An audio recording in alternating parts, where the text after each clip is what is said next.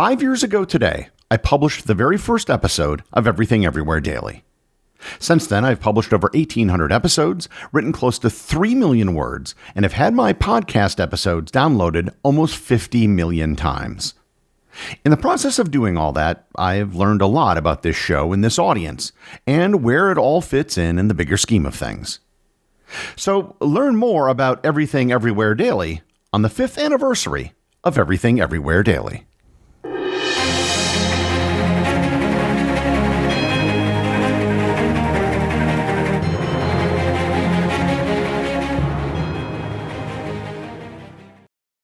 This episode is sponsored by Fiji Water. You've probably heard of Fiji Water and have seen it in stores. Well, Fiji Water really is from the islands of Fiji. Drop by drop, Fiji Water is filtered through volcanic rock, 1,600 miles away from the nearest continent and all its pollution, protected and preserved naturally from external elements. In this process, it collects a unique profile of electrolytes and minerals, resulting in more than double the electrolytes as the other top 2 premium bottled water brands, giving Fiji Water its smooth taste. Fiji Water's electrolytes are 100% natural, and this water even has a perfectly balanced pH of 7.7. I've recently been trying to reduce my consumption of diet soda, and I found Fiji Water to be a great alternative. Visit your local retailer to pick up some Fiji Water today for your next backyard party, beach day, hike, or even your home office. Fiji Water is Earth's finest water. This episode is sponsored by Quince. No one is ever going to confuse me with someone fashionable or trendy. That being said, if I'm going to buy something, I want it to look good, be of high quality, and ideally be affordable. That is where Quince comes in. Quince is the kind of stuff you'll actually wear, like breathable flow-knit polos, crisp cotton shirts, and comfortable lightweight pants. In addition to clothing, they also offer a range of great items for the home and travel. Everything with Quince is half the cost of similar brands. By working directly with top artisans and eliminating the middleman, Quince offers luxury pieces without the markup. And I've told you all about the great items that I've purchased from Quince. From towels to blankets to a duvet, Quince has become my go-to source. Stick to the staples that last with elevated essentials from Quince. Go to quince.com/daily for free shipping on your order and 365-day returns. That's QUINCE.com/daily to get free shipping and 365-day returns. Quince.com/daily.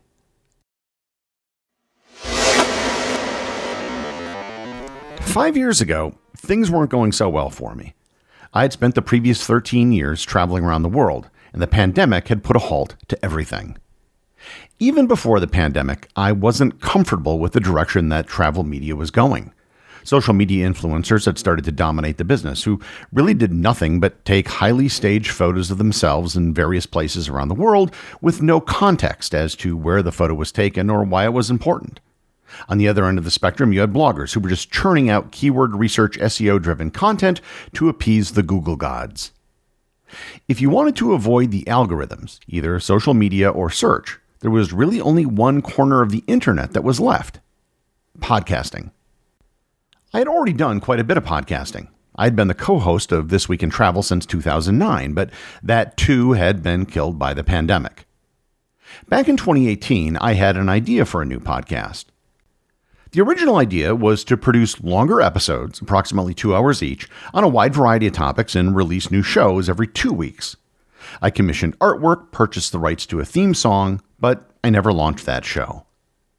In June of 2020, I revisited the idea of a podcast.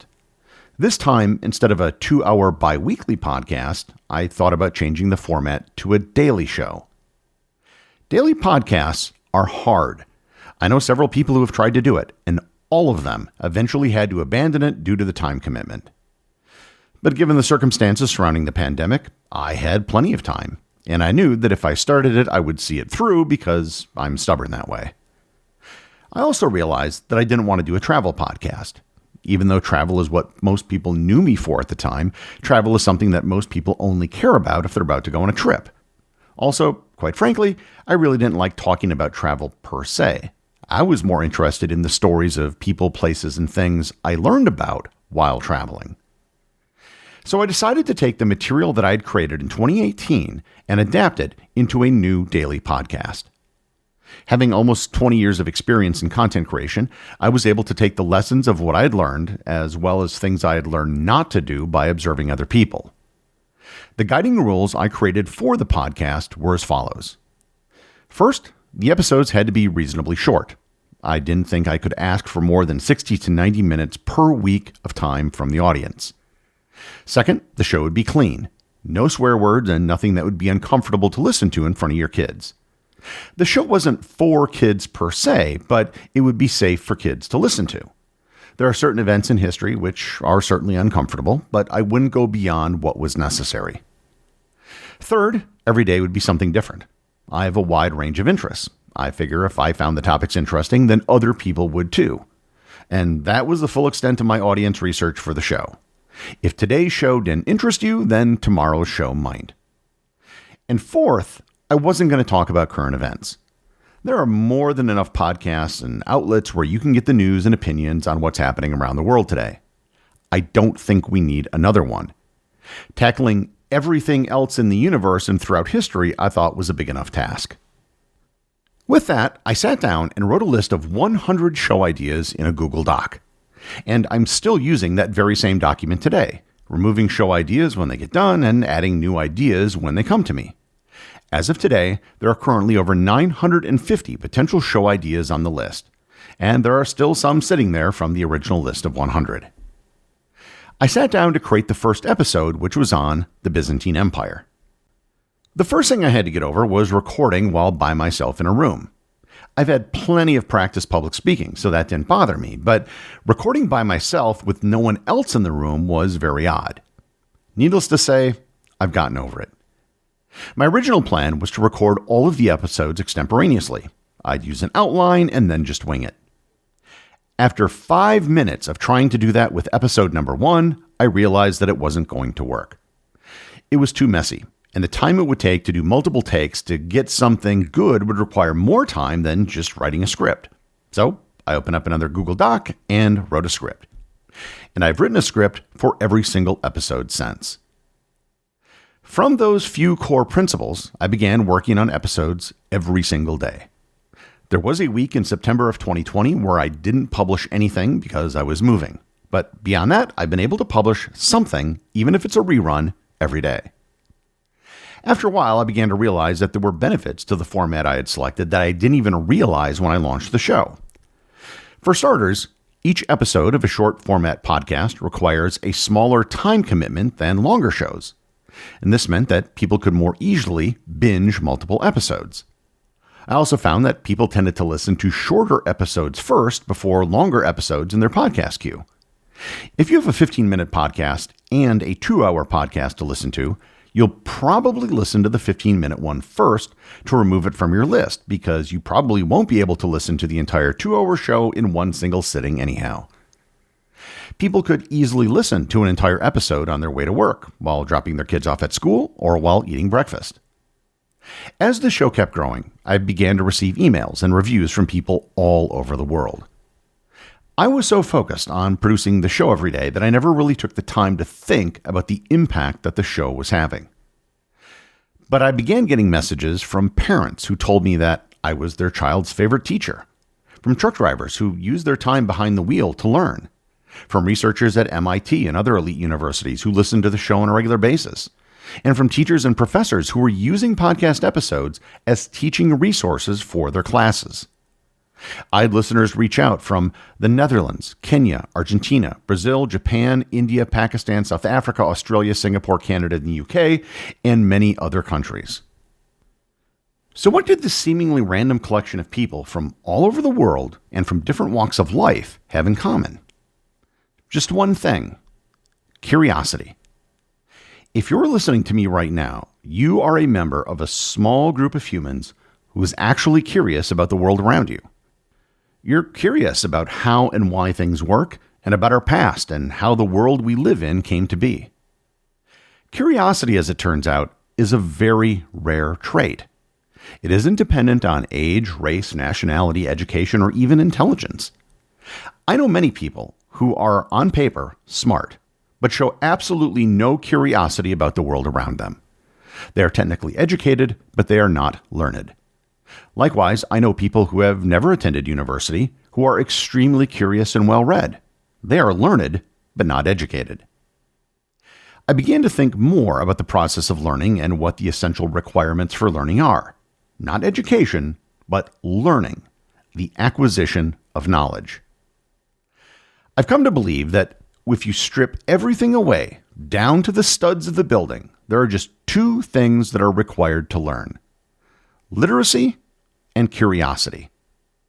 Yes, schools, teachers, and textbooks all have a role to play, but if you can read and you are motivated, it is possible in theory to learn without them, especially in a modern world with all the information at your fingertips.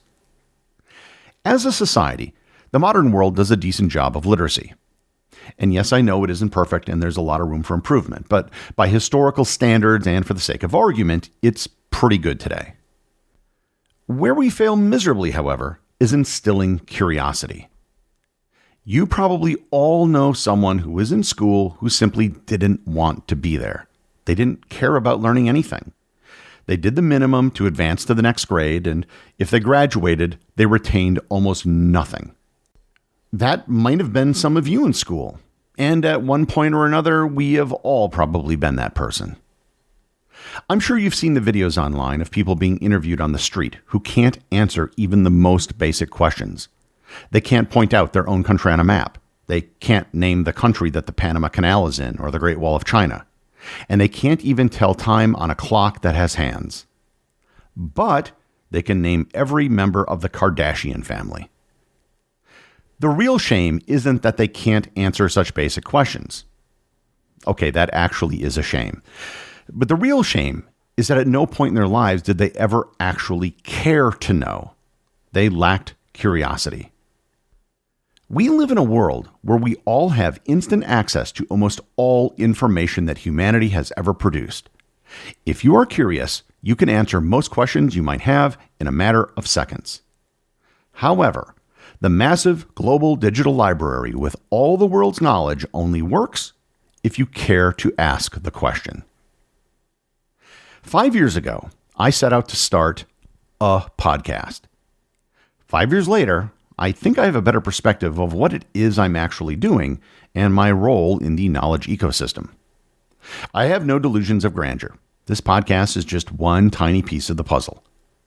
I cast a wide net to provide listeners of this show with a broad knowledge base about a wide variety of subjects. It can provide you with a bit of knowledge about a great many things. Things that maybe you learned in school but forgot, or maybe never covered at all in school. Every so often, an episode might grab your interest enough that you might want to learn more about it. And from there, there's a universe of books, YouTube videos, online articles, and other podcasts that can be used to get a more in-depth understanding of almost any subject. I have yet to find a subject that there isn't at least one YouTube video on. I'm sure you can find something if you try hard enough, but I haven't found one yet. As for this podcast, it isn't going anywhere. I have every intention of being around to celebrate the 10th anniversary of the show. I'm often asked if I'll run out of show ideas.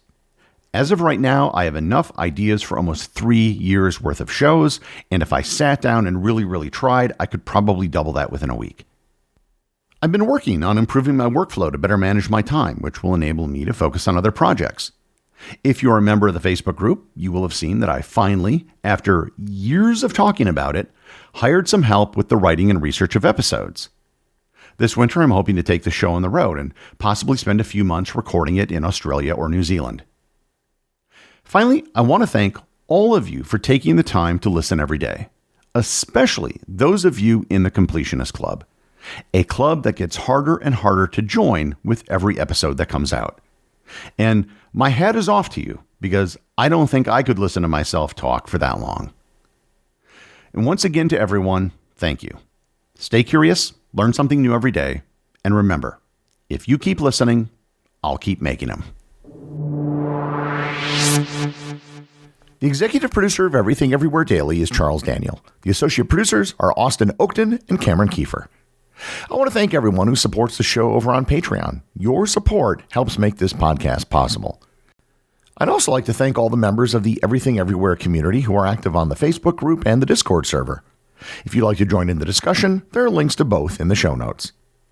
And as always, if you leave a review or send me a boostagram, you too can have it read on the show.